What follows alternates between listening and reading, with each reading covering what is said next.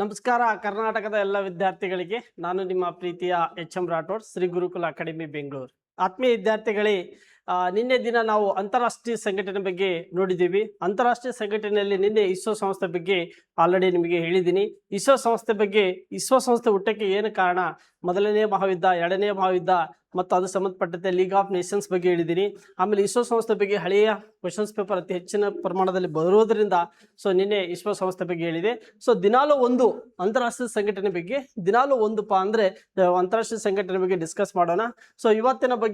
ಇವತ್ತೇನಪ್ಪಾ ಅಂದ್ರೆ ಸಾರ್ಕ್ ಇವತ್ತು ಸಾರ್ಕ್ ಅಂತ ಕೇಳಿ ಓದಿದೆ. ಇವತ್ತು ಸಾರ್ಕ್ ಸ್ಥಾಪನೆ ಮತ್ತು ಅದರ ಹಿನ್ನೆಲೆ ಇವತ್ತೊಂದು ಸಾರ್ಕ್ ಬಗ್ಗೆ ಮಾಡೋಣ. ತುಂಬಾ ಇಂಪಾರ್ಟೆಂಟು. ಹಲವಾರು ಎಕ್ಸಾಮ್ಗಳಲ್ಲಿ ಈ ಕ್ವಶನ್ಸ್ಗಳು ಪದೇ ಪದೇ ಬಂದಿದೆ. ಸಾರ್ಕ್ ಶೃಂಗಸಭೆ ಬಗ್ಗೆ ಆಲ್ರೆಡಿ ಹಳೆಯ PSI ಮತ್ತು PC ಕ್ವಶನ್ ಪೇಪರ್ ತೆಗೆದು ನೋಡಿದಾಗ ನೇರವಾಗಿ ಕೇಳಿದ್ದಾನೆ. ಸಾರ್ಕ್ ಶೃಂಗಸಭೆ ವಿಸ್ತರಿಸುವ ರೂಪ ಕೇಳಿದ್ದಾನೆ. ಆಮೇಲೆ ಸಾರ್ಕ್ ಪೀತಾಮಹ ಯಾರಂತ ಕೇಳಿದ್ದಾರೆ. ಸಾರ್ಕ್ ಯಾವಾಗ ಪ್ರಾರಂಭ ಆಗಿದೆ ಅಂತ ಕೇಳಿದ್ದಾರೆ. 2016ರಲ್ಲಿ ಆಬ್ಕಾರಿ ಸಬ್ ಇನ್ಸ್ಪೆಕ್ಟರ್ 2016ರಲ್ಲಿ ಸಿವಿಲ್ ಸಬ್ ಇನ್ಸ್ಪೆಕ್ಟರ್ ಎಕ್ಸಾಮ್ಗೆ ನೇರವಾಗಿ ಕೇಳಿದ. ಸಾರ್ಕ್ ಶೃಂಗಸಭೆ ಮೊಟ್ಟ ಮೊದಲ ಬಾರಿಗೆ ಎಲ್ಲಿ ಪ್ರಾರಂಭಿಸಲಾಯಿತು ಅಂತ ಕೇಳಿದ. ಆಮೇಲೆ ಸಾರ್ಕ್ ಶೃಂಗಸಭೆಯೇ ಕಾನ್ಸ್ಟೇಬಲ್ DR ಎಕ್ಸಾಮ್ ಕೇಳಿದ. ಸಾರ್ಕ್ ಶೃಂಗಸಭೆಯ ಹೆಡ್ ಕ್ವಾರ್ಟರ್ಸ್ ಎಲ್ಲಿದೆ ಅಂತ ಕೂಡ ಕೇಳಿದ. ಹಾಗಾಗಿ ಒಟ್ಟಾರೆ ಸಾರ್ಕ್ ಶೃಂಗಸಭೆ ಕೇಳಿದ್ದಾರೆ. ಯಾಕೆ ಸಾರ್ಕ್ ಶೃಂಗಸಭೆಗೆ ಇಂಪಾರ್ಟೆಂಟ್ ಅಂತಂದಾಗ 2019ರಲ್ಲಿ ಇದು ಸಾರ್ಕ್ ಶೃಂಗಸಭೆಯು ಸ್ಟಾಪ್ ಆಗಿದೆ. ಯಾಕಂತಂದ್ರೆ ಈ ಕ್ಲಾಸ್ ಅಲ್ಲಿ ಡಿಸ್ಕಸ್ ಮಾಡಿದಾಗ ಹೇಳ್ತೀನಿ, ಪ್ರತಿ ವರ್ಷ ನಡಿಬೇಕಾದ ಸಾರ್ಕ್ ಶೃಂಗಸಭೆಯು 2019ರಿಂದ ಯಾವುದೇ ಸಾರ್ಕ್ ಶೃಂಗಸಭೆ ಆಗ್ತಾ ಇಲ್ಲ. ಹಾಗಾಗಿ ಈ ಒಂದು ಸಾರ್ಕ್ ಶೃಂಗಸಭೆ ಬಗ್ಗೆ ತುಂಬಾ ಇಂಪಾರ್ಟೆಂಟ್. ನೋಡೋಣ ಆತ್ಮೀಯ ವಿದ್ಯಾರ್ಥಿಗೆ, ತಮ್ಮೆಲ್ಲರಿಗೂ ಗುರುಕುಲ ಅಕಾಡೆಮಿಗೆ ಸ್ವಾಗತ. ಹೀಗೆ ಸಾರ್ಕ್ ಶೃಂಗಸಭೆ ಬಗ್ಗೆ ನಿಮ್ಗೆ ಗೊತ್ತಿರಬೇಕಾದ್ರೆ ಇದು ಪ್ರಾರಂಭ ಆಗಕ್ಕೆ ಏನು ಕಾರಣ, ಯಾರು ಪ್ರಾರಂಭ ಮಾಡಿದ್ರು, ಎದಕ್ಕೆ ಮಾಡಿದ್ರು, ಯಾವ ಉದ್ದೇಶಕ್ಕಾಗಿ ಮಾಡಿದ್ರು, ಇವೆಲ್ಲ ದಕ್ಷಿಣ ಏಷ್ಯಾ ಅಂದ್ರೆ ಏನು, ಪ್ರಾದೇಶಿಕ ಸಹಕಾರ ಸಂಘದ ಒಂದು ಒಕ್ಕೂಟ ಅಂದ್ರೆ ಏನು, ಹಲವಾರು ಎಕ್ಸಾಮ್ಗಳಲ್ಲಿ ನಿಮಗೆ ನೇರವಾಗಿ ಡೈರೆಕ್ಟ್ ಅಂಡ್ ಇಂಡೈರೆಕ್ಟ್ ಕ್ವಶನ್ಸ್ ಕೂಡ ಬರುತ್ತೆ. ಹಾಗಾಗಿ ಇದರ ಬಗ್ಗೆ ಅಧ್ಯಯನ ಮಾಡಿ ನೋಡಬೇಕಾದಾಗ ಸಾರ್ಕ್ ಸ್ಥಾಪನೆಗೆ ಪ್ರಮುಖವಾದ ಪಾತ್ರ ವಹಿಸಿದವರು ಯಾರಂತಂದ್ರೆ ಬಾಂಗ್ಲಾದೇಶದ ಒಬ್ಬ ಅಧ್ಯಕ್ಷರು. ಈ ಬಾಂಗ್ಲಾದೇಶದ ಅಧ್ಯಕ್ಷರು ಯಾರಂದ್ರೆ ಜಿಯಾ ಉರ್ ರೆಹಮಾನ್ ಅಂತ ಒಬ್ಬ ವ್ಯಕ್ತಿ. ಜಿಯಾ ಉರ್ ರೆಹಮಾನ್ ಎಂಬ ವ್ಯಕ್ತಿ 1970ರ ದಶಕದ ಅಂತ್ಯಭಾಗದಲ್ಲಿ ದಕ್ಷಿಣ ಏಷ್ಯಾದ ದೇಶಗಳ ನಡುವೆ ಒಂದು ವ್ಯಾಪಾರ ಮತ್ತು ಸಹಕಾರ ಒಕ್ಕೂಟವನ್ನು ಇರಬೇಕೆಂದು ಪ್ರಸ್ತಾವನೆಯನ್ನು ಇವರು ಮೊದಲ ಬಾರಿಗೆ ಮುಂದಿಟ್ಟಿದರು. ಯಾಕಂತಂದ್ರೆ ಭಾರತವು ಏಷ್ಯಾ ಖಂಡದ ದಕ್ಷಿಣ ಭಾಗ ಇರುವುದರಿಂದ ಈ ದಕ್ಷಿಣದ ಸುತ್ತಮುತ್ತ ಇರುವ ರಾಷ್ಟ್ರ ಜೊತೆಗೆ ಅಲ್ಲಿ ಇಂಪಾರ್ಟೆಂಟ್ ಏನಪ್ಪಾ ಅಂತಂದಾಗ ನೋಡಿರ್ಬೇಕು, ಅಲ್ಲಿರುವ ವ್ಯಾಪಾರ, ಅಲ್ಲಿರುವ ಸಹಕಾರ, ಒಕ್ಕೂಟ ಇರಬೇಕೆಂಬ ಒಂದು ಪ್ರಸ್ತಾಪವನ್ನು ಮೊದಲ ಬಾರಿಗೆ ಬಾಂಗ್ಲಾದೇಶದ ಅಧ್ಯಕ್ಷರಾದ ಜಿಯಾ ಉರ್ ರೆಹಮಾನ್ ಅವರು ಮೊದಲ ಬಾರಿಗೆ ಪ್ರಸ್ತಾಪ ಸಲ್ಲಿಸ್ತಾರೆ. ಅವರ ಆಧಾರದ ಮೇಲೆ ಮೊಟ್ಟ ಮೊದಲ ಬಾರಿಗೆ ಈ ಸಾರ್ಕ್ ಶೃಂಗಸಭೆ ಪ್ರಾರಂಭ ಆಗುತ್ತೆ ಆತ್ಮೀಯರೇ. ಹಾಗಾಗಿ ಇವರಿಗೆ ಸಾರ್ಕ್ ಶೃಂಗಸಭೆಯ ಪಿತಾಮಹ ಎಂದು ಕೂಡ ಕರಿತೀವಿ. ಏನಂತ ಕರಿತೀವಿ? ಸಾರ್ಕ್ ಶೃಂಗಸಭೆಯ ಪಿತಾಮಹ, ಫಾದರ್ ಆಫ್ ಸಾರ್ಕ್ ಶೃಂಗಸಭೆ ಅಂತ ಕರಿತೀವಿ. ಬಾಂಗ್ಲಾದೇಶ, ಹಾಗಾದ್ರೆ ಭಾರತ ದೇಶದ ರಾಷ್ಟ್ರಪಿತ ಅಂತ ನಾವು ಹೆಂಗ್ ಕರಿತೀವೋ ಅದೇ ತರ ಬಾಂಗ್ಲಾದೇಶದ ಒಬ್ಬ ರಾಷ್ಟ್ರಪಿತ ಅಂತ ಕೂಡ ಇವರಿಗೆ ಬೇರೆ ಬೇರೆ ಹೆಸರುಗಳಿಂದ ಕರಿತೀವಿ. ಇವ್ರದ್ದು ಬಾಂಗ್ಲಾದೇಶದಲ್ಲಿ ತಮ್ಮದೇ ಆದಂತ ದೊಡ್ಡ ಪ್ರಮಾಣದಲ್ಲಿ ಕೊಡುಗೆ ಕೊಟ್ಟಿದ್ದಾರೆ. ಹಾಗಾಗಿ ಈ ದಕ್ಷಿಣ ಏಷ್ಯಾ ಪ್ರಾದೇಶಿಕ ಸಹಕಾರ ಸಂಘಟನೆಗೆ ಮೊಟ್ಟ ಮೊದಲ ಬಾರಿಗೆ ಪ್ರಸ್ತಾಪ ಸಲ್ಲಿಸಿದಂತ ಏಕೈಕ ವ್ಯಕ್ತಿ ಯಾರಪ್ಪ ಅಂದ್ರೆ ಜಿಯಾ ಉರ್ ರೆಹಮಾನ್ ಎಂಬ ವ್ಯಕ್ತಿ. ಹಾಗಾಗಿ ಮುಂದಿನ ಅಧ್ಯಯನಗಾಗಿ ನೋಡ್ಬೇಕಾದ್ರೆ ಈ ಸಾರ್ಕ್ ಶೃಂಗಸಭೆ ಸ್ಥಾಪನೆಗೆ ಹಿನ್ನೆಲೆ ಅಂತ ಹೇಳಬಹುದು. ಹೌದಾ? ಹಾಗಾದ್ರೆ ಸಾರ್ಕ್ ಅಂದ್ರೆ ಏನು? ಇಂಪಾರ್ಟೆಂಟ್. ನೇರವಾಗಿ ಎಕ್ಸಾಮ್ಗಳಿಗೆ ಕ್ವಶನ್ಸ್ ಬಂದಿದೆ ಆತ್ಮೀಯ ವಿದ್ಯಾರ್ಥಿಗಳೇ, ನಿಮ್ಗೆಲ್ಲರಿಗೂ ಗೊತ್ತಿರಲಿ. ಏನಪ್ಪಾ ಅಂದ್ರ ಸಾರ್ಕ್ ಶೃಂಗಸಭೆ ನೇರವಾಗಿ ಎಕ್ಸಾಮ್ ಕೇಳಿದಾನೆ. ಸಾರ್ಕ್ ಅಂದ್ರೆ ಏನಂತ ಕೇಳಿದಾನೆ. ಸಾರ್ಕ್ ಅಂದ್ರೆ ಏನಪ್ಪಾ ಅಂದ್ರೆ ನಿಮ್ಗೆ ಗೊತ್ತಿರಬೇಕು, ದಕ್ಷಿಣ ಏಷ್ಯಾ ಪ್ರಾದೇಶಿಕ ಸಹಕಾರ ಸಂಘಟನೆ. ಇದೇ ತರ ಇಂಗ್ಲಿಷ್ಗೂ ಇದರ ಫುಲ್ ಫಾರ್ಮ್ ಕೇಳಿದ್ದಾರೆ. PSIಗೆ ಬಂದಿದೆ, PSIಗೆ ಬಂದಿದೆ ಮತ್ತು PC ಗೆ ಕೇಳಿದ್ದಾರೆ. ಹಾಗಾಗಿ ತುಂಬಾ important. South Asian association for regional cooperation ಇದು ಬಹಳ ಇಂಪಾರ್ಟೆಂಟ್. ಕೋಆಪರೇಷನ್. ಹಾಗಾಗಿ ಇದರ ಫುಲ್ ಫಾರ್ಮ್ ಆಲ್ರೆಡಿ ಎಕ್ಸಾಮಿಗೆ ಬಂದಿದೆ. ತುಂಬಾ ಇಂಪಾರ್ಟೆಂಟು. ಯಾವುದೇ ಅಂತಾರಾಷ್ಟ್ರೀಯ ಸಂಘಟನೆ ಬಗ್ಗೆ ನೇರವಾಗಿ ಅದರ ಫುಲ್ ಫಾರ್ಮ್ ಕೇಳಿದ್ದಾರೆ, ವಿಸ್ತೃತ ರೂಪ ಕೇಳಿದ್ದಾರೆ. ಹಾಗಾಗಿ ಸಾರ್ಕ್ ಶೃಂಗಸಭೆ ಬಗ್ಗೆ ನಿಮಗೆ ಗೊತ್ತಿರಬೇಕು ಆತ್ಮೇಲೆ. ಹಾಗಾದ್ರೆ ಈ ಸಾರ್ಕ್ ಶೃಂಗಸಭೆಯ ಸ್ಥಾಪನೆ ಆಗ್ಬೇಕು, ಯಾವಾಗ ಸ್ಥಾಪನೆ ಆಯ್ತು ಅಂದ್ರೆ ಡಿಸೆಂಬರ್ 8, 1985. ಡಿಸೆಂಬರ್ 8, 1985 ಅಲ್ಲಿ ಮೊಟ್ಟ ಮೊದಲ ಬಾರಿಗೆ ಸಾರ್ಕ್ ಶೃಂಗಸಭೆ ಪ್ರಾರಂಭ ಆಗುತ್ತೆ ಆತ್ಮೇಲೆ. ಹಾಗಾದ್ರೆ ಸಾರ್ಕ್ ಶೃಂಗಸಭೆಯು ಪ್ರಾರಂಭ ಆದ ಸಂದರ್ಭದಲ್ಲಿ ಎಲ್ಲಿ ಪ್ರಾರಂಭ ಆಯ್ತು ಅಂದ್ರೆ ಬಾಂಗ್ಲಾದೇಶದ ಢಾಕಾದಲ್ಲಿ. ಬಾಂಗ್ಲಾದೇಶದ ಢಾಕಾ, ಅದರ ಬಾಂಗ್ಲಾದೇಶದ ಕ್ರಾಂತಿ ಬಂದು ಢಾಕಾ. ಹಾಗಾಗಿ ಬಾಂಗ್ಲಾದೇಶದ ಢಾಕಾದಲ್ಲಿ ಮೊಟ್ಟ ಮೊದಲ ಬಾರಿಗೆ ಸಾರ್ಕ್ ಶೃಂಗಸಭೆ ಪ್ರಾರಂಭಿಸಲಾಯಿತು ಆತ್ಮೇಲೆ. ಈ ಸಾರ್ಕ್ ಶೃಂಗಸಭೆಯು ಪ್ರಾರಂಭವಾಗಿದ್ದು ಸ್ಥಾಪನೆ ಆಗಿದ್ದು ಬಾಂಗ್ಲಾದೇಶದ ಢಾಕಾದಲ್ಲಿ. ಆದರೆ ಸಾರ್ಕ್ ಶೃಂಗಸಭೆಯು ಹೆಡ್ ಕ್ವಾರ್ಟರ್ಸ್ ಇರೋದು ನೇಪಾಳದ ಕಠ್ಮಂಡುನಲ್ಲಿ.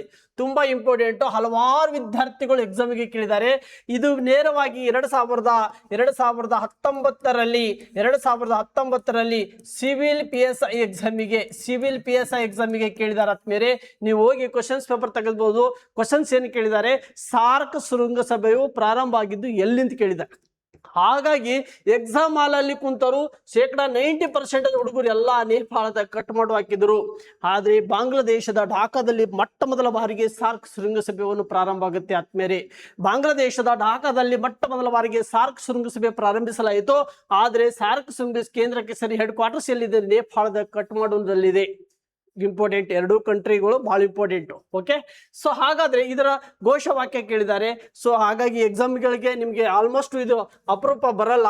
ಸೊ ಘೋಷವಾಕ್ಯ ಬಗ್ಗೆ ಹೇಳದ ಅವಶ್ಯಕತೆ ಏನಿಲ್ಲ, ಸೊ ಬರಲ್ಲ. ಬಟ್ ಆದ್ರೆ ಸಾರ್ಕ್ ಶೃಂಗಸಭೆಯು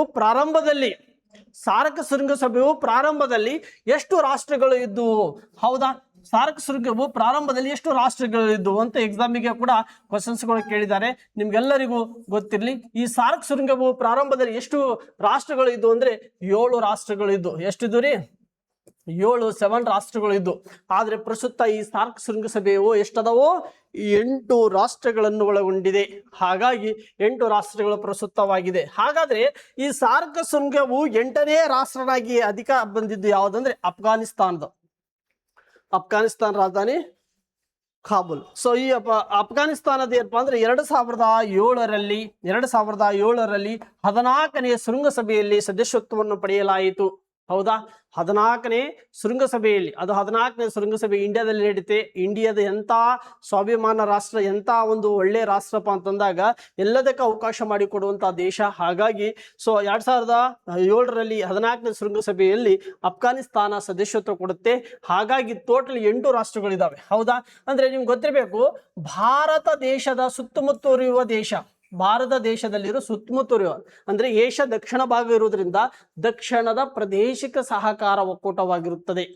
ಈ ದಕ್ಷಿಣದ ಪ್ರಾದೇಶಿಕ ಸಹಕಾರ ಒಕ್ಕೂಟವಾಗಿರುವಂತ ಇವು ಎಲ್ಲ 8 ದೇಶಗಳು ತುಂಬಾ ಇಂಪಾರ್ಟೆಂಟ್, ನಿಮ್ಗೆ ಗೊತ್ತಿರಬೇಕು. ಇಂಡಿಯಾ, ಅಫ್ಘಾನಿಸ್ತಾನ್, ಶ್ರೀಲಂಕಾ, ಬಾಂಗ್ಲಾದೇಶ, ಭೂತಾನ್, ಆಮೇಲೆ ನೇಪಾಳ್, ಪಾಕಿಸ್ತಾನ್. ಸೊ ಹೀಗೆ ಹಲವಾರು ದೇಶಗಳು ಇದಾವೆ. ಮತ್ತು ನೆಕ್ಸ್ಟ್ ನಿಮ್ಗೆ ಗೊತ್ತಿರಬೇಕು ಮಾಲ್ಡೀವ್ಸ್. ಹಾಗಾಗಿ ಈ 8 ರಾಷ್ಟ್ರಗಳು, ಸರ್ 8 ರಾಷ್ಟ್ರಗಳು ನೆನಪಿಟ್ಟುಕೊಳ್ಳೋದು ಹೇಗೆ? ಹೌದಾ, 8 ರಾಷ್ಟ್ರಗಳು ನೆನಪಿಟ್ಟುಕೊಳ್ಳೋದು ಹೇಗೆ ನೋಡಿ. ಈಗ ನಿಮ್ಗೆ ಸುಲಭವಾಗಿ ನೆನಪಿಟ್ಟುಕೋಬೇಕಾದ್ರೆ ಏನು ಗೊತ್ತಪ್ಪ ನಿಮ್ಗೆ ನೋಡಿ, MBBS ಅಂದ್ರೆ ಎಂ ಅಂದ್ರೆ ಏನು? ಮಾಲ್ಡೀವ್ಸ್. ಹೌದಾ, ಬಿ ಅಂದ್ರೆ ಏನು? ಮಾಲ್ಡೀವ್ಸ್. ಬಿ ಅಂದ್ರೆ ಏನು? ಬಾಂಗ್ಲಾದೇಶ್. ಆಮೇಲೆ ಮತ್ತು ಬಿ ಅಂದ್ರೆ ಏನು? ಭೂತಾನ್. ಎಸ್ ಅಂದ್ರೆ ಏನು? ಶ್ರೀಲಂಕಾ. ಪಿ ಅಂದ್ರೆ ಏನು? ಪಾಕಿಸ್ತಾನ. ಎ ಅಂದ್ರೆ ಏನು? ಅಫ್ಘಾನಿಸ್ತಾನ. ಐ ಅಂದ್ರೆ ಏನು? ಇಂಡಿಯಾ. ಸೊ ಎನ್ ಅಂದ್ರೆ ಏನು? ನೇಪಾಳ್. ಹಾಗಾಗಿ ಇದು MBBS ಅಥವಾ MBBS ಫೈನ್ ಅಂತ ಕರಿ. ಒಂದು ಕೋಡ್ ಮುಖಾಂತರ, ಒಂದು ಟ್ರಿಕ್ ಮುಖಾಂತರ ಏನ್ ಮಾಡಬೇಕು, ಸಂಪೂರ್ಣವಾಗಿ 8 ರಾಷ್ಟ್ರಗಳನ್ನು ಇಟ್ಕೋಬಹುದು. ಸರ್ ಎಕ್ಸಾಮ್ ಅಲ್ಲಿ ನಾವು 8 ರಾಷ್ಟ್ರಗಳನ್ನು ಇಟ್ಕೊಳ್ಳೋದು ಹೇಗೆ ನಮಗೆ ಪದೇ ನೆನಪು ಹೋಗಲ್ಲ. ಎಕ್ಸಾಮ್ ಅಲ್ಲಿ ಕೇಳಿದಾರೆ ಆದ್ಮೇಲೆ. ಏನು ಕೇಳಿದಾರೆ? 2016 civil PSI exam question paper ತೆಗೆದು ನೋಡ್ರಿ. ಏನು ಕೇಳಿದಾರೆ ಅಂದ್ರೆ, ಸಾರ್ಕ್ ಶೃಂಗಸಭೆ ಈ ಕೆಳಗಿನ ಯಾವ ರಾಷ್ಟ್ರ ಸದಸ್ಯತ್ವ ಪಡೆದಿಲ್ಲ ಅಂತ ಕೇಳಿದಾನೆ. ಅಲ್ಲಿ ಮಾಲ್ಡೀವ್ಸ್ ಕೊಟ್ಟಿದ್ದಾನೆ, ಮಯನ್ಮಾರ್ ಕೊಟ್ಟಿದ್ದಾನೆ. ಮಾಲ್ಡೀವ್ಸ್ ಅನ್ನೋದು ಭಾರತ ದೇಶದ ಸದಸ್ಯತ್ವ, ಇದರಲ್ಲಿ ಸಾರ್ಕ್ ಸದಸ್ಯತ್ವ ಪಡೆದಿದೆ, ಆದ್ರೆ ಮಯನ್ಮಾರ್ ಇಲ್ಲ. ಮಾಲ್ಡೀವ್ಸ್ ತುಂಬಾ ಕನ್ಫ್ಯೂಸ್ ಮಾಡ್ತಾನೆ. ಹಾಗಾಗಿ ನಿಮ್ಗೆ ಗೊತ್ತಿರಬೇಕು, ಮಾಲ್ಡೀವ್ಸ್ ಕೂಡ ಇದರ ಸದಸ್ಯತ್ವ ಪಡೆದಿದೆ. ಸೊ ಇನ್ನೊಂದು ಎಕ್ಸಾಮಿಗೆ ಕೇಳಿದ, ಹಾಗಾದ್ರೆ ದಕ್ಷಿಣ ಏಷ್ಯಾ ಪ್ರಾದೇಶಿಕ ಸಹಕಾರ ಒಕ್ಕೂಟ ಒಳಗೊಂಡಿದೆ. ಓಕೆ ಸರ್, ಹಾಗಾದ್ರೆ ಸಾರ್ಕ್ ಶೃಂಗಸಭೆ ಇದೆಯಲ್ಲ, ನೆರೆಹೊರೆಯ ದೇಶ, ಹಾಗಾದ್ರೆ ಚೀನಾ ಇದೆಯಾ? ಬಹಳ ಇಂಪಾರ್ಟೆಂಟ್, ಚೀನಾ ಇಲ್ಲ. ಸೊ ಇಲ್ಲಿ ಎಕ್ಸಾಮಿಗೆ ಕೇಳಿದಾನೆ ನೋಡ್ರಿ, ಚೀನಾ ಅನ್ನೋದು ಈ ಒಂದು ಸಾರ್ಕ್ ಶೃಂಗಸಭೆ ಸದಸ್ಯ ರಾಷ್ಟ್ರ ಇಲ್ಲ. ನೇರವಾಗಿ ನಮ್ಮ ಹುಡುಗರು ಅಂತ ತಿಳ್ಕೊತ ಅಂದ್ರೆ ನೇರವಾಗಿ ಚೀನಾ ಟಾರ್ಗೆಟ್ ಮಾಡ್ತಾರೆ. ಚೀನಾ ಇದೆ, ಚೀನಾ ಇದೆ ಅಂತ ಅಂದ್ಬಿಡ್ತಾರೆ. ಸೊ ಚೀನಾ ಮತ್ತು ಮಯನ್ಮಾರ್ ಯಾವುದಿಲ್ಲ. ನೇರವಾಗಿ 2016 ಸಿವಿಲ್ ಪಿ ಎಸ್ ಎಕ್ಸಾಮಿಗೆ ಕೇಳಿದ್ದಾರೆ, 2019 FD ಎಕ್ಸಾಮಿಗೆ ಕೇಳಿದ್ದಾರೆ, 2011ರಲ್ಲಿ DR ಕಾನ್ಸ್ಟೇಬಲ್ ಕೇಳಿದ್ದಾರೆ, 2014ರಲ್ಲಿ ಸಿವಿಲ್ PC ಎಕ್ಸಾಮಿಗೆ ಕೇಳಿದ್ದಾರೆ. ಏನ್ ಕೇಳಿದಾರಪ್ಪ ಅಂತಂದಾಗ, ಸೊ ಈ ಒಂದು ಸಾರ್ಕ್ ಶೃಂಗಸಭೆ ಸದಸ್ಯರು ಇದಾವಲ್ಲ, ಯಾವ ರಾಷ್ಟ್ರವು ಸದಸ್ಯತ್ವವನ್ನು ಪಡೆದಿಲ್ಲ ಅಂತ ಕೇಳ್ತಾನೆ. ಪಡೆದಿದ್ದಂತ ಕೇಳಲ್ಲ, ಯಾವುದು ಅಲ್ಲ ಅಂತ ಕೇಳ್ಬಿಡ್ತಾನೆ, ಅಥವಾ ಯಾವುದು ಹೌದು ಅಂತ ಕೇಳ್ಬಿಡ್ತಾನೆ. ಸೊ ಹಾಗಾಗಿ ನಮ್ಮ ವಿದ್ಯಾರ್ಥಿಗಳು ಇವು 8 ರಾಷ್ಟ್ರಗಳು ಬೆಸ್ಟ್ ಕೋಡ್ ಮುಖಾಂತರ, ಒಂದು ಕೋಡ್ ಮುಖಾಂತರ, ಒಂದು ಟ್ರಿಕ್ ಮುಖಾಂತರ ನೀವೇನಾದ್ರೂ ನೆನಪಲ್ಲಿ ಇಟ್ಕೊಂಡ್ರೆ ಸಾರ್ಕ್ ಶೃಂಗಸಭೆ ರಾಷ್ಟ್ರಗಳು ಮರೆಯಕ್ಕೆ ಚಾನ್ಸೇ ಇಲ್ಲ. ಸೊ ತುಂಬಾ ಈಸಿಯಾಗಿರುತ್ತೆ. ಸೊ ಗೊತ್ತಿರಲಿ. ಸೊ ಅಫ್ಘಾನಿಸ್ತಾನ ಅನ್ನೋದು 2007ರಲ್ಲಿ 14ನೇ ಶೃಂಗಸಭೆಯಲ್ಲಿ ಸದಸ್ಯತ್ವವನ್ನು ಪಡೆಯಿತು. ಸೊ ಗೊತ್ತಿರಬೇಕು, ಇವೇನಪ್ಪಾ ಅಂದ್ರೆ ಸಾರ್ಕ್ ಶೃಂಗಸಭೆಯ 8 ರಾಷ್ಟ್ರಗಳನ್ನು ಒಳಗೊಂಡಿದೆ. ಹಾಗಾದ್ರೆ ಇನ್ನೊಂದು ಸಾರಿ ನೋಡೋಣ, ಮ್ಯಾಪ್ ತರ ನೋಡ್ರಿ. ಭಾರತ ದೇಶ ಇದೆ, ಕಾಣ್ತಾ ಇದೆಯಾ? ಸೊ ಕಾಣ್ತಾ ಇದೆಯಾ? ಭಾರತ ದೇಶ ಇದೆ. ಈ ಭಾರತ ದೇಶದ ಸುತ್ತುವರೆದಿರುವಂತ ಒಂದು ರಾಷ್ಟ್ರಗಳು ನೋಡಿ, ಗೊತ್ತಿರಬೇಕು. ಅಫ್ಘಾನಿಸ್ತಾನ ಇಲ್ಲಿದೆಯಾ? ಅಫ್ಘಾನಿಸ್ತಾನ ಇದೆ, ಪಾಕಿಸ್ತಾನ ಇದೆ, ಮತ್ತು ನಮ್ಮ ಭಾರತ ಇದೆ, ನೇಪಾಳ ಇದೆ, ಹೌದಾ? ಬಾಂಗ್ಲಾದೇಶ ಢಾಕಾ ಇದೆ, ಶ್ರೀಲಂಕಾದ ಕೊಲಂಬೋ ಇದೆ, ಮಾಲ್ಡೀವ್ಸ್ ಮಾಲೆ ಇದೆ, ಹೌದಾ? ಸೊ ಹಾಗಾಗಿ ಎಕ್ಸಾಮ್ ಅಲ್ಲಿ ಅತಿ ಹೆಚ್ಚು ಕ್ವಶನ್ಸ್ಗಳು ಕೇಳ್ತಾರೆ, ಮುಂದಿನ ದಿನಮಾನಗಳಲ್ಲಿ ಕೇಳ್ತಾರೆ. ನಿಮಗೆ ಭಾರತ ದೇಶ ಗೊತ್ತಾಗ ಇಲ್ಲಿ ನೋಡ್ರಿ ನೇರವಾಗಿ ಕೇಳ್ತಾರೆ. ಹಾಗಾದ್ರೆ ಭಾರತ ದೇಶ, ಚೀನಾ ನಮಗೆ ಈ ಭಾಗದಲ್ಲಿ ಇರೋದ್ರಿಂದ ಚೀನಾ ಇದೆ ಅಂತ ಅಂದ್ಕೊಬಿಡ್ತಾರೆ. ಸೊ ಚೀನಾ ಇದರಲ್ಲಿ ಇಲ್ಲ. ಸೊ ಇಲ್ಲಿ ಮತ್ತು ಮಯನ್ಮಾರ್ ಬಗ್ಗೆ ಕೇಳ್ತಾರೆ. ಮಯನ್ಮಾರ್ ಈ ಭಾಗದಲ್ಲಿ ಇರೋದ್ರಿಂದ ಮಯನ್ಮಾರ್ ಕೂಡ ಬರಲ್ಲ. ಸೊ ಇಂಡೋನೇಷ್ಯಾ ಕೂಡ ಬರಲ್ಲ. ಹೀಗೆ ಭಾರತ ದೇಶದಲ್ಲಿರುವ ಸುತ್ತಮುತ್ತ ಇರೋದು ನಿಮ್ಗೆ ಗೊತ್ತಿರಬೇಕು, ಹೌದಾ? ಅರ್ಥ ಆಯ್ತಾ?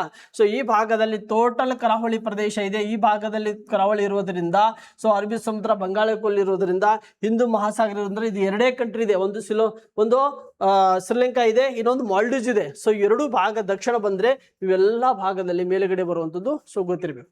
ಹಾಗಾಗಿ ಸರ್ ಇಲ್ಲಿ ಇನ್ನೊಂದು ಕೇಳ್ತಾರೆ, ಸರ್ ಹಾಗಾಗಿ ಟಿಬೆಟ್ ಬರುತ್ತಾ? ಟಿಬೆಟ್ ಅನ್ನೋದೊಂದು ಕಂಟ್ರಿ ಅಲ್ಲ. ಸೊ ಒಂದು ಪ್ರಸ್ಥಭೂಮಿಯ ಭಾಗ ಆಗಿರೋದ್ರಿಂದ, ಸೊ ಹಾಗಾಗಿ ಟಿಬೆಟ್ ಕೂಡ ಮೆನ್ಷನ್ ಮಾಡಿರ್ತಾನೆ ಎಕ್ಸಾಮ್ ಅಲ್ಲಿ. ಹುಡುಗರನ್ನ ಕನ್ಫ್ಯೂಸ್ ಮಾಡೋದಂತಾನೆ ಕೆಲಸ. ತುಂಬಾ ಈಸಿ ಟಾಪಿಕ್, ತುಂಬಾ ಎಕ್ಸಾಮಿಗೆ ಕ್ವಶನ್ಸ್ ಕ್ಲಿಕ್ ಮಾಡಿದ್ದಾನೆ. ಹಾಗಾದ್ರೆ ಟಿಬೆಟ್ ಕೂಡ ಆಪ್ಷನ್ಸ್ ಅಲ್ಲಿ ಇರುತ್ತೆ. ಹಾಗಾಗಿ ಟಿಬೆಟ್ ಕೂಡ ಹಾಕಂಗಿಲ್ಲ. ಯಾಕಂದ್ರೆ ಆಲ್ಮೋಸ್ಟ್ ನಮ್ಮ ವಿದ್ಯಾರ್ಥಿಗಳು ಟಿಬೆಟ್ ಅದೊಂದು ದೇಶ ಬಿಡು ಅಂತ ಹಾಕ್ಬಿಡ್ತಾರೆ. ಟಿಬೆಟ್ ಕೂಡ ಅದ್ರ ಯಾವುದೇ ಕಾರಣಕ್ಕೆ ಬರಲ್ಲ. ನಿಮ್ ಕಣ್ಣು ಮುಂದೆ ಕಾಣ್ತಾ ಇದೆ, ಹೌದಾ? ಪಾಕಿಸ್ತಾನ ರಾಜಧಾನಿ ಯಾವ್ದ್ರಿ? ಇಸ್ತಾನ್ಬುಲ್. ಹಾಗ ಬಾಂಗ್ಲಾದೇಶ ಢಾಕಾ, ಭೂತಾನ್ ತಿಂಪು, ಆಮೇಲೆ ಭಾರತ ನವದೆಹಲಿ, ಮಾಲ್ಡೀವ್ಸ್ ಮಾಲೆ, ನೇಪಾಳ ಕಠ್ಮಂಡು, ಪಾಕಿಸ್ತಾನ ಇಸ್ಲಾಮಾಬಾದ್, ಶ್ರೀಲಂಕಾ ಕೊಲಂಬೋ. ಸೊ ಹಾಗಾಗಿ ಇವು ಎಷ್ಟು ರಾಷ್ಟ್ರಗಳು ಅದಾವು, ಅವೆಷ್ಟು ರಾಷ್ಟ್ರದ ರಾಜಧಾನಿಗಳು ಭಾರತ ದೇಶ ಇದೆ. ಭಾರತದಲ್ಲಿ ಸುತ್ತುವರಿದಂತ ರಾಷ್ಟ್ರಗಳು ಟೋಟಲ್ ಪ್ರಸ್ತುತ 8 ರಾಷ್ಟ್ರಗಳು ಸಾರ್ಕ್ ಶೃಂಗಸಭೆ ಸದಸ್ಯತ್ವವನ್ನು ಪಡೆದಿದೆ. ಆತ್ಮೇಲೆ ಗೊತ್ತಿರಲಿ. ನೆಕ್ಸ್ಟ್, ಹಾಗಾದ್ರೆ ಸಾರ್ಕ್ ಶೃಂಗಸಭೆಗೆ ಚೂರು ಗಮನಿಸಿ. ನೀವೆಲ್ಲ ಹೈಸ್ಕೂಲ್ ಬುಕ್ಸ್ ಅಲ್ಲಿ ಓದ್ತಿದ್ರಿ, ಹೌದಾ? ಸೊ ಹೀಗೆ ಓದಿ, ನೆನಪಿಡಿ, ಗಮನಿಸಿ. ಸೊ ಯಾಕೆ ಕೊಟ್ಟಿರ್ತಾರಂದಾಗ ತುಂಬಾ ಪವರ್ಫುಲ್ ಆಗಿರುತ್ತೆ. ಸೊ ಎಷ್ಟೋ ವಿದ್ಯಾರ್ಥಿಗಳಿಗೆ ಗೊತ್ತಿರಲ್ಲ. ಗಮನಿಸಿ ಅಂತಂದಾಗ ನೀವು ಗೊತ್ತಿರಬೇಕು, ಚೀನಾ ಇದೆ, ಅಮೆರಿಕ ಇದೆ, ಯುರೋಪಿಯನ್ ಯೂನಿಯನ್ ಕಂಟ್ರಿಗಳು ಇದಾವೆ, ಸೇರಿದಂತೆ ಟೋಟಲ್ 9 ರಾಷ್ಟ್ರಗಳು ಮತ್ತು ಸಂಸ್ಥೆಗಳು ಇವೇನ್ರಿ? ವೀಕ್ಷಕ ರಾಷ್ಟ್ರಗಳು.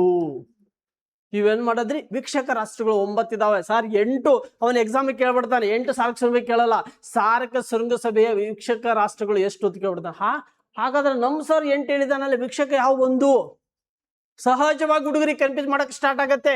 ಹಾಗಾಗಿ ನೀವು ಏನಪ್ಪಾ ಅಂತಂದ್ರ ಚೀನಾ, ಅಮೆರಿಕ, ಯುರೋಪ್ ಯೂನಿಯನ್ ಸೇರಿದಂತೆ 9 ರಾಷ್ಟ್ರಗಳು ವೀಕ್ಷಕ ರಾಷ್ಟ್ರಗಳಾಗಿದ್ದಾವೆ ಆತ್ಮೇರೆ.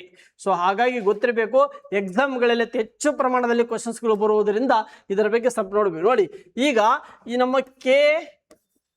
KEA, ಹೌದಾ? KEA 2023ರಲ್ಲಿ ಒಂದು ಕೇಳಿದ್ದಾರೆ. ಫೀಲ್ಡ್ ಇನ್ಸ್ಪೆಕ್ಟರ್ ಎಕ್ಸಾಮಿಗೆ ಏನು ಕೇಳಿದ್ರು, ಏನಂತ ಕೇಳಿದ್ರೆ ಈ ಸಾರ್ಕ್ ಶೃಂಗಸಭೆಯ ಉದ್ದೇಶವಲ್ಲ ಅಂತ ಕೇಳಿದ, ಹೌದಾ? ಹಾಗಾದ್ರೆ ಸಾರ್ಕ್ ಶೃಂಗಸಭೆ ಯಾವ್ಯಾವ ಉದ್ದೇಶಗಳು ನೋಡಿ. ಈ ಪ್ರಶ್ನೆ ನೋಡೋಣ. ಒಂದನೇದು, ದಕ್ಷಿಣ ಏಷ್ಯಾದ ಜನರ ಕಲ್ಯಾಣ, ದ ವೆಲ್ಫೇರ್ ಸ್ಟೇಟ್, ಹೌದಾ? ದಕ್ಷಿಣ ಏಷ್ಯಾದ ಜನರ ಕಲ್ಯಾಣವನ್ನು ಉತ್ತೇಜಿಸುವುದು ಮತ್ತು ಜೀವನ ಮಟ್ಟವನ್ನು ಸುಧಾರಿಸುವುದು.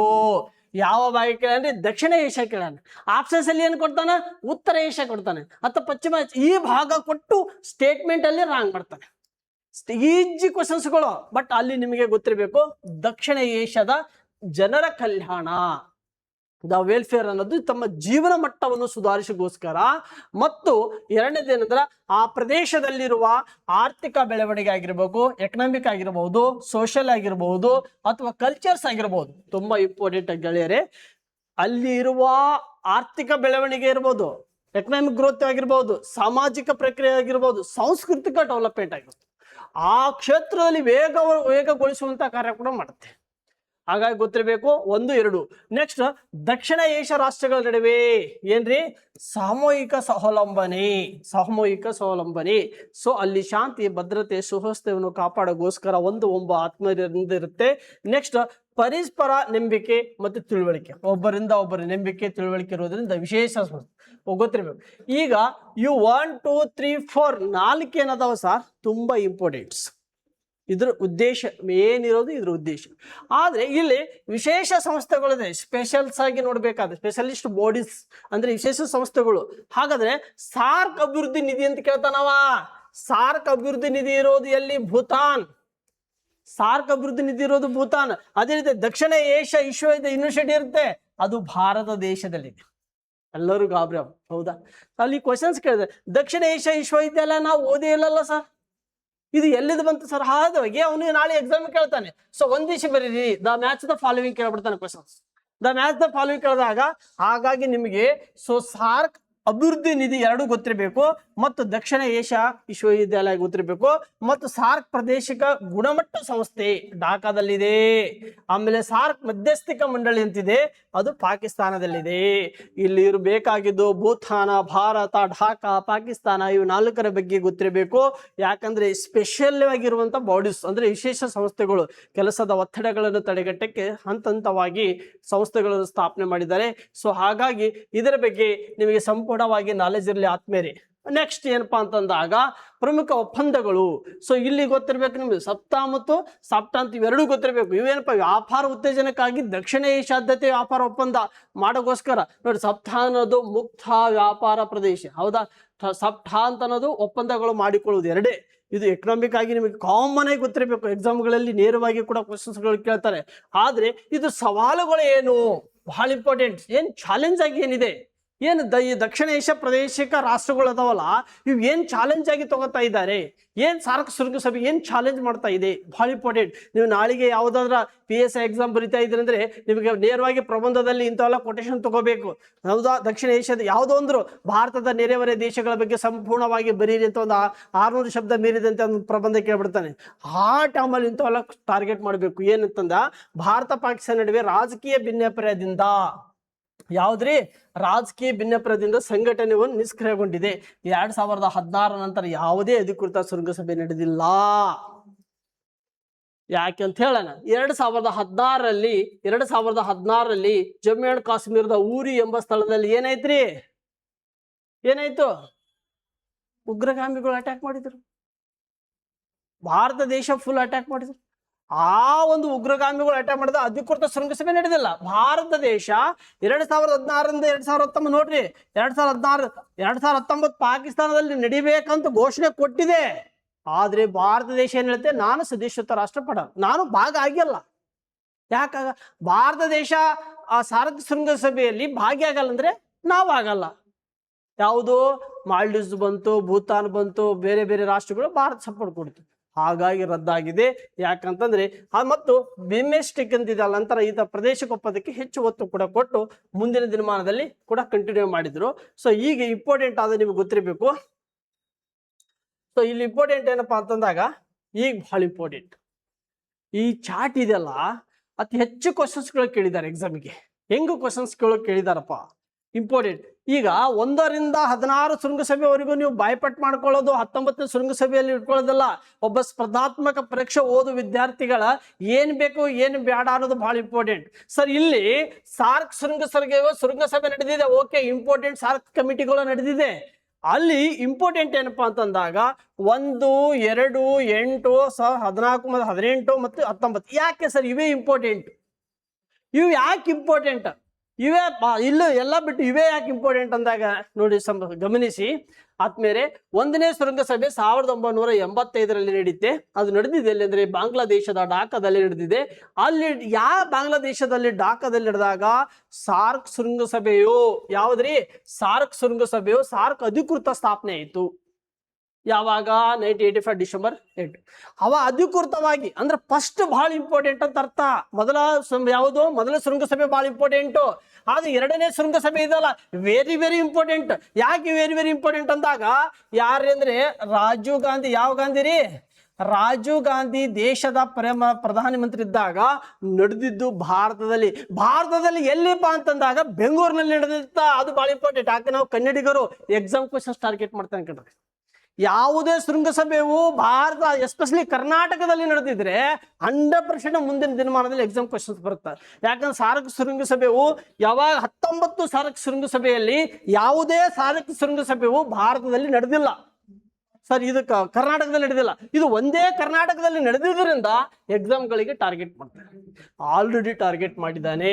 2011ರಲ್ಲಿ ನೀವು DR ಕಾನ್ಸ್ಟೇಬಲ್ ಕ್ವಶನ್ ಪೇಪರ್ ತೆಗೆದು ಕೇಳ್ರಿ. ರಾಜೀವ್ ಗಾಂಧಿ ಪ್ರೈಮ್ ಮಿನಿಸ್ಟರ್ ಇರ್ತಾರೆ ಆ ಟೈಮಲ್ಲಿ. ಸೊ ಇದು 2ನೇ ಶೃಂಗಸಭೆ. 1986ರಲ್ಲಿ ಸೆಕೆಂಡ್ ಶೃಂಗಸಭೆ ನಡೆದಿದ್ದು ಭಾರತ ದೇಶದಲ್ಲಿ, ಅದರಲ್ಲಿ ಎಸ್ಪೆಷಲಿ ಬೆಂಗಳೂರಿನಲ್ಲಿ, ಕರ್ನಾಟಕ. ಸೊ ನೆಕ್ಸ್ಟ್ 8ನೇ ಶೃಂಗಸಭೆ ಹೌದಾ 1985 ನವದೆಹಲಿಯಲ್ಲಿ ನಡೆದಿದ್ದು. ಇದು 2ನೇ ಭಾರತದಲ್ಲಿ ನಡೆದಂತ 2ನೇ ಸಭೆ, ಸೆಕೆಂಡ್ ಹೌದಾ. ನೆಕ್ಸ್ಟ್ 14ನೇ ಶೃಂಗಸಭೆ 2007 ನಡೆದಿದ್ದು ನವದೆಹಲಿ ಭಾರತದಲ್ಲಿ. ಅಫ್ಘಾನಿಸ್ತಾನದ 8ನೇ ಸದಸ್ಯ ರಾಷ್ಟ್ರನಾಗಿ ಸೇರ್ಪಡೆ ಆದ. ನಾಳೆ ಎಕ್ಸಾಮ್ ಕ್ವಶನ್ಸ್ ಕೇಳ್ತಾನೆ. ಏನ್ ಕೇಳ್ತಾನೆ ಅಂದ್ರೆ ಅಫ್ಘಾನಿಸ್ತಾನ ರಾಷ್ಟ್ರವು ಯಾವ ಸಂದರ್ಭದಲ್ಲಿ ಎಲ್ಲಿ ಯಾವಾಗ ಸೇರ್ಪಡೆ ಆಯ್ತು ಕ್ವಶನ್ಸ್ ಕೇಳ್ಬಿಡ್ತಾನೆ. ಅವಾಗ ಏನ್ ಮಾಡ್ಬೇಕು? ಅಫ್ಘಾನಿಸ್ತಾನ ರಾಷ್ಟ್ರ 8ನೇ ಸದಸ್ಯ ರಾಷ್ಟ್ರನಾಗಿ ಸೇರ್ಪಡೆ ಆಗಿದ್ರಿಂದ ಈ ಶೃಂಗಸಭೆಯು ತುಂಬಾ ಇಂಪಾರ್ಟೆಂಟ್. ಡಬಲ್ ಸ್ಟಾರು ತುಂಬಾ ಇಂಪಾರ್ಟೆಂಟ್. ನೋಟ್ ಮಾಡ್ಕೋಬೇಕು. ಯಾಕಂದ್ರೆ ಇಂಥಲ್ಲಿ ಇಂಪಾರ್ಟೆಂಟ್. ಸುಮ್ಮನೆ ಎಲ್ಲಾನು ಓದಂಗಲ್ಲ. ಎಲ್ಲರೂ ಎಷ್ಟಂತ ನೆನಪಿಟ್ಕೊಳಕ್ಕಾಗತ್ತೆ? ಸಾಧ್ಯನೇ ಇಲ್ಲ. ಹಾಗಾಗಿ 14ನೇ ಶೃಂಗಸಭೆ 2007 ನವದೆಹಲಿ ಭಾರತದಲ್ಲಿ ಮತ್ತು ಅಫ್ಘಾನಿಸ್ತಾನ 8ನೇ ಸದಸ್ಯ ರಾಷ್ಟ್ರನಾಗಿ ಸೇರ್ಪಡೆ ಆಗಿದ್ದು. ಇದು ನಿಮ್ಗೆ ಗೊತ್ತಿರಲಿ ಆದ್ಮೇಲೆ. ನೆಕ್ಸ್ಟ್ 18ನೇದ್ದು ಯಾಕಂತಂದ್ರೆ 18, 19 ನಿಮ್ಗೆ ಗೊತ್ತಿರಬೇಕು. ಇದು ನಡೆದ ಕೊನೆಯ ಪೂರ್ವ ಪ್ರಮಾಣದಲ್ಲಿ ಶೃಂಗಸಭೆ ಆಗಿದೆ. ಇಲ್ಲಿದ್ದು 2016ರಲ್ಲಿ ಪಾಕಿಸ್ತಾನದ ಇಸ್ಲಾಮಾಬಾದ್ನಲ್ಲಿ ಘೋಷಣೆ ಕೊಟ್ಟಿರುತ್ತೆ. ಊರಿ ದಾಳಿದಿಂದ ಹಿನ್ನಡೆಗೆ ಭಾರತ ದೇಶ ಬಹಿಷ್ಕಾರ ಆಗುತ್ತೆ. ಹೀಗಾಗಿ ಈ ಶೃಂಗಸಭೆಯು ರದ್ದಾಗುತ್ತದೆ. 2016ರಲ್ಲಿ ದಾಳಿ ಆಗತ್ತೆ. ಆ ದಾಳಿ ಆದಾಗ 19ನೇ ಶೃಂಗಸಭೆ ರದ್ದಾಗಿದ್ದು. ಇಲ್ಲಿವರೆಗೂ ಯಾವುದೇ ಶೃಂಗಸಭೆ ಸಾರ್ಕ್ ಶೃಂಗಸಭೆ ನಡೆದಿಲ್ಲ.